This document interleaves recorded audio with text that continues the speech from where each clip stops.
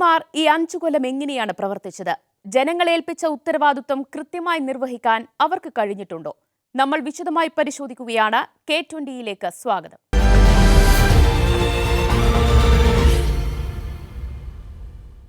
ഇന്ന് കോട്ടയം മണ്ഡലമാണ് നമ്മൾ പരിശോധിക്കുന്നത്. UDF അനുകൂല മണ്ഡലമാണ് കോട്ടയം. 1952 മുതൽ 12 തവണ UDFനൊപ്പം നിന്നു.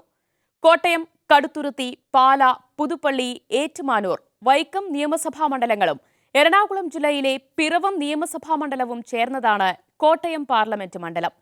മണ്ഡലവും ഇവിടുത്തെ തെരഞ്ഞെടുപ്പ് ചരിത്രവും കാണാം ആദ്യം.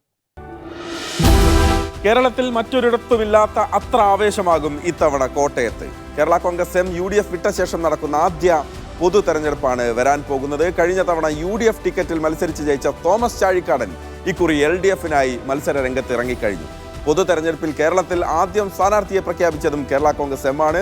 തോമസ് ചാഴിക്കാടൻ LDF സ്ഥാനാർത്ഥിയായി കോട്ടയത്ത് അദ്ദേഹത്തിന്റെ പേര് പ്രഖ്യാപിച്ചു കഴിഞ്ഞു. കോട്ടയത്തെ പൊതു തെരഞ്ഞെടുപ്പ് ചരിത്രം പരിശോധിച്ച ശേഷം നമുക്ക് വിശദമായ കണക്കുകളിലേക്ക് വരാം. 57-ൽ മാത്യു മണിയങ്ങാടനാണ് ഇന്ത്യൻ നാഷണൽ കോൺഗ്രസിനായി ആദ്യ വിജയം കോട്ടയത്ത് നിന്ന് നേടിയത്. 62-ലും അദ്ദേഹം വിജയം ആവർത്തിച്ചു. 67-ൽ CPI സ്ഥാനാർത്ഥി KM എബ്രഹാം കോട്ടയത്തിന്റെ MP ആയി. 71 മുതൽ 84 വരെ കേരള കോൺഗ്രസിന്റെ സ്ഥാനാർത്ഥികൾ തുടർച്ചയായി ജയിച്ചു കയറി. പക്ഷേ 84-ൽ K സുരേഷ് കുറുപ്പിലൂടെ LDF വിജയം കണ്ടു. 89, 91, 96 3 തവണ രമേശ് ചെന്നിത്തല മത്സരിച്ച് ജയിച്ചു. രമേശ് ചെന്നിത്തല ആദ്യമായി മണ്ഡലത്തിൽ നിന്ന് ഹാട്രിക് വിജയം നേടുന്ന സ്ഥാനാർത്ഥിയായി. പക്ഷേ 98-ലും 99-ലും 2004-ലും സുരേഷ് കുറുപ്പിലൂടെ അതേ നാണയത്തിൽ തന്നെ LDFന്റെ തിരിച്ചടി നമ്മൾ കണ്ടു. അദ്ദേഹത്തിനും ഹാട്രിക് വിജയം തന്നെ. 2009-ൽ ജോസ് കെ മാണിയിലൂടെ UDF വീണ്ടും മണ്ഡലത്തിൽ തിരിച്ചെത്തുന്ന കാഴ്ചയും നമ്മൾ കണ്ടു. അതിനുശേഷം 2014-ലെ തെരഞ്ഞെടുപ്പാണ് പിന്നീട് നടന്നത്. ജോസ് കെ മാണി തന്നെ. അതിലേക്ക് നമുക്ക് വരാം. അതിനു മുൻപ് ഏതൊക്കെ നിയമസഭാ മണ്ഡലങ്ങൾ ചേർന്ന ലോക്സഭാ മണ്ഡലമാണ് കോട്ടയം എന്നാണ് നമ്മൾ നോക്കാൻ പോകുന്നത്.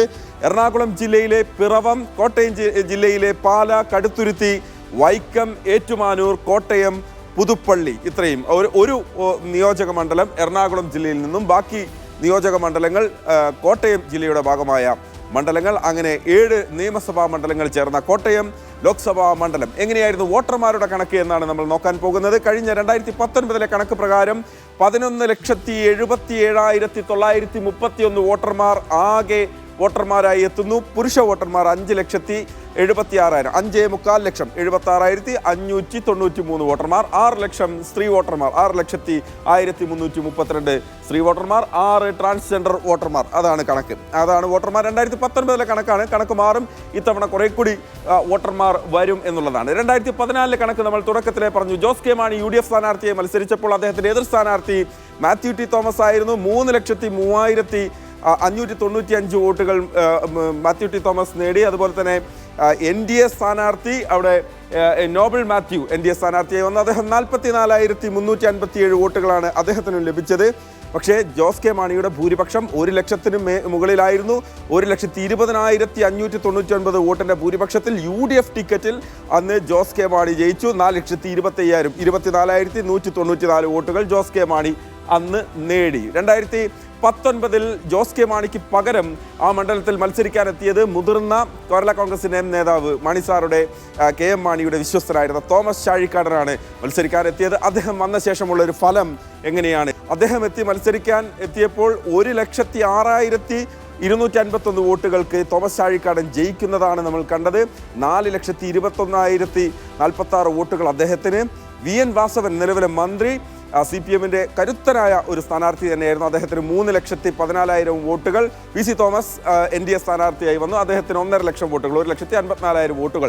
പക്ഷേ ഈ റിസൾട്ട് കാണുമ്പോൾ 1 ലക്ഷത്തിലധികം വോട്ടിന് തോമസ് ചാഴിക്കാടൻ ജയിച്ചു. ഇങ്ങേയറ്റത്ത് തോമസ് ചാഴിക്കാടൻ്റെ ചിത്രം നമ്മൾ കാണുന്നുണ്ട്. അങ്ങേയറ്റത്ത് VN വാസവന്റെ ചിത്രവും കാണുന്നുണ്ട്. ഇക്കുറി VN വാസവൻ തോമസ് ചാഴിക്കാടന് വേണ്ടി വോട്ട് തേടി ഇറങ്ങും എന്നുള്ളതും കോട്ടയത്തെ രാഷ്ട്രീയം നമ്മൾ പൊതുവെ കണ്ട് പരിചരിതമല്ലാത്തൊരു രാഷ്ട്രീയമായിരുന്നു. പക്ഷേ ഇത്തവണ VN വാസവൻ, കഴിഞ്ഞ തവണത്തെ എതിർ സ്ഥാനാർത്ഥി, ഇത്തവണത്തെ LDF സ്ഥാനാർത്ഥിക്ക് വേണ്ടി വോട്ട് തേടി ഇറങ്ങും എന്നുള്ളതാണ്. 2021-ലെ നിയമസഭാ തെരഞ്ഞെടുപ്പിന്റെ റിസൾട്ട് ആർക്ക് അനുകൂലമായി നിൽക്കുന്നു എന്നുകൂടി നോക്കേണ്ടതുണ്ട്.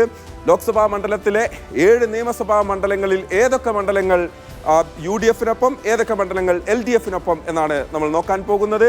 അങ്ങേയറ്റത്ത് മുകളിൽ കാണുന്ന പിറവം, അതിന് തൊട്ട് താഴെ ഈ കാണുന്ന പാല, ഏറ്റവും താഴെയായി കാണുന്ന പാല, കടുത്തുരുത്തി, അതുപോലെ തന്നെ കോട്ടയം, പുതുപ്പള്ളി, ഈ താഴെ ഭാഗത്ത് കാണുന്ന ഈ രണ്ട് മണ്ഡലങ്ങൾ, കോട്ടയവും പുതുപ്പള്ളിയും. ഉമ്മൻചാണ്ടി പുതുപ്പള്ളിയിൽ ജയിച്ചു. അദ്ദേഹത്തിൻ്റെ വിയോഗത്തിന് ശേഷം അദ്ദേഹത്തിൻ്റെ മകൻ ചാണ്ടി ഉമ്മൻ ഉപതെരഞ്ഞെടുപ്പിലും ജയിച്ച മണ്ഡലമാണ് പുതുപ്പള്ളി എന്ന് പറയുന്നത്. ഇങ്ങേ അറ്റത്ത് കോട്ടയം മണ്ഡലം, അതിന് മുകളിൽ ആ കാണുന്ന ഭാഗത്ത് പാലാ മണ്ഡലം, അതിന് മുകളിൽ കടുത്തുരുത്തി, അങ്ങേയറ്റത്ത് മുകളിൽ കാണുന്ന അത് എറണാകുളം ജില്ലയിലെ പിറവം അനൂപ് ജേക്കബിൻ്റെ മണ്ഡലം. ഈ രണ്ട് ചുവന്ന കളറുകൾ കാണുന്ന ഈ രണ്ട് മണ്ഡലങ്ങൾ, ഇത് ഏറ്റുമാനൂരും അതുപോലെ തന്നെ ഇത് വൈക്കം മണ്ഡലവുമാണ്. ഈ രണ്ട് മണ്ഡലങ്ങൾ, അതിന് ബാക്കി എല്ലാ കളറുകളും നീല നിറത്തിൽ കാണാം. UDFിൻ്റെ ശക്തി കേന്ദ്രമായി 5-2, അതാണ് 7-ൽ 5-2 എന്നതാണ് ആ സ്കോർ. ഇനി വോട്ട് വിഹിതം എങ്ങനെ എന്നാണ് നമ്മൾ നോക്കാൻ പോകുന്നത്. വോട്ട് വിഹിതത്തിൽ UDFിന് ആശ്വസിക്കാനുണ്ടോ എന്ന് നമുക്ക് നോക്കേണ്ടതുണ്ട്. പക്ഷേ ആ കണക്ക് വരുമ്പോൾ ഒരല്പം UDFിന് വലിയ പ്രതീക്ഷ കൊടുക്കേണ്ടതില്ല, അല്ലെങ്കിൽ UDFിന് വലിയ പ്രതീക്ഷ വെക്കുന്ന ഒരു കണക്കല്ല വരുന്നത്. 5-2 ആയിട്ട് പോലും UDF 45.63% വോട്ടാണ് കോട്ടയം ലോക്സഭാ മണ്ഡലത്തിൽ ആകെ നേടിയത്. LDF 42.99, അതായത് ഏറ്റുമാനൂരും വൈക്കത്തും LDF നേടിയ വളരെ വ്യത്യാസമുള്ള വലിയ ഭൂരിപക്ഷത്തിൻ്റെ ജയം തന്നെയാണ് ഈ വോട്ട് വിഹിതത്തിലും പ്രതിഫലിച്ചിരിക്കുന്നത്. BJP ഒരു വലിയ ശക്തിയല്ല, അല്ലെങ്കിൽ NDA ഒരു വലിയ ശക്തിയല്ല. 8.55% വോട്ട് മാത്രമാണ് 2021. ഇതാണ് കണക്ക്. എന്തായാലും ഇത്തവണ തോമസ് ചാഴിക്കാടൻ UDF പാളയത്തിൽ നിന്ന് മാറി LDF പാളയത്തിൽ നിന്ന് മത്സരിക്കുമ്പോൾ വളരെ ശക്തമായ പോരാട്ടമാണ് നടക്കുന്നത്. കോൺഗ്രസിൻ്റെയും കേരള കോൺഗ്രസിൻ്റെ എമ്മിൻ്റെയും ശക്തി കോട്ടയത്ത് എങ്ങനെയാണ് എന്ന് നേർക്കുനേർ മാറ്റുരയ്ക്കുന്ന ഒരു പോരാട്ടമാണ് ഇത്തവണ നടക്കുന്നത്. ഇത്തവണ കോട്ടയത്ത് നടക്കുന്നത് കേരള കോൺഗ്രസുകൾ തമ്മിലുള്ള മത്സരമാണ്. കഴിഞ്ഞ തവണ UDF സ്ഥാനാർത്ഥിയായി ജയിച്ച തോമസ് ചാഴികാടൻ കേരള കോൺഗ്രസ് എമ്മിന്റെ മുന്നണി മാറ്റത്തിലൂടെ LDF MP ആയി മാറി. UDF സ്ഥാനാർത്ഥിയായി ഫ്രാൻസിസ് ജോർജിനാണ് സാധ്യത കൽപ്പിക്കപ്പെടുന്നത്. NDA സ്ഥാനാർത്ഥിയായി തുഷാർ മത്സരിച്ചേക്കുമെന്ന സൂചനകളുമുണ്ട്.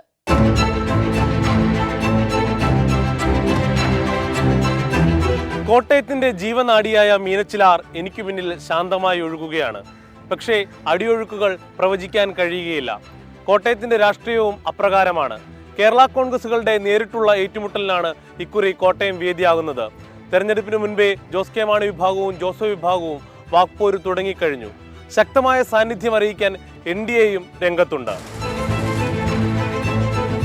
CPM-ഉം കേരള കോൺഗ്രസ് എമ്മും തമ്മിൽ കൈകോർത്ത ശേഷമുള്ള ആദ്യ പാർലമെന്റ് തെരഞ്ഞെടുപ്പാണ്. മുന്നണിയിൽ കാര്യമായ അഭിപ്രായ ഭിന്നതയില്ല എന്നത് LDFന് അനുകൂലമാണ്.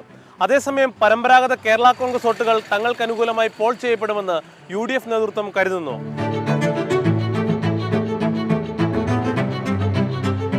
ആയിരത്തി 1964 ഞാൻ ഈ നിൽക്കുന്ന തിരുനക്കര മൈതാനത്താണ് കേരള കോൺഗ്രസ് പിറവിയെടുത്തത്. ഇത്തവണത്തെ തെരഞ്ഞെടുപ്പ് ഫലം വരുമ്പോൾ കേരള കോൺഗ്രസ് ജോസഫ് വിഭാഗത്തിനാണോ ജോസ് കെ മാണി വിഭാഗത്തിനാണോ സന്തോഷിക്കാൻ കഴിയുകയെന്ന് ഇപ്പോൾ പ്രവചിക്കാൻ കഴിയുകയില്ല. NDAയുടെ ശക്തമായ സാന്നിധ്യവും തെരഞ്ഞെടുപ്പ് ഫലത്തെ സ്വാധീനിച്ചേക്കാം. കോട്ടയം ലോക്സഭാ സീറ്റിൽ സ്ഥാനാർത്ഥിയെ പ്രഖ്യാപിച്ച് കേരള കോൺഗ്രസ് എം കളം നിറഞ്ഞു കഴിഞ്ഞു. സിറ്റിംഗ് MP-യായ തോമസ് ചാഴികാടൻ 2-ലെ ചിഹ്നത്തിൽ LDF-നായി മത്സരിക്കും. സ്ഥാനാർത്ഥിയെ ആദ്യം പ്രഖ്യാപിച്ചത് ഗുണകരമാകുമെന്ന് LDF-ഉം കേരള കോൺഗ്രസും ഒരുപോലെ കരുതുന്നു. ചുവരെഴുത്തും പോസ്റ്റർ പ്രചാരണവും സോഷ്യൽ മീഡിയ പ്രചാരണവും എല്ലാം തുടങ്ങിക്കഴിഞ്ഞു.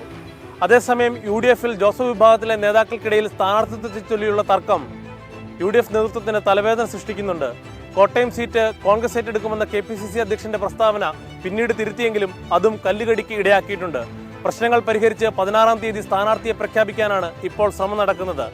ഫ്രാൻസിസ് ജോർജിനാണ് പ്രഥമ പരിഗണന.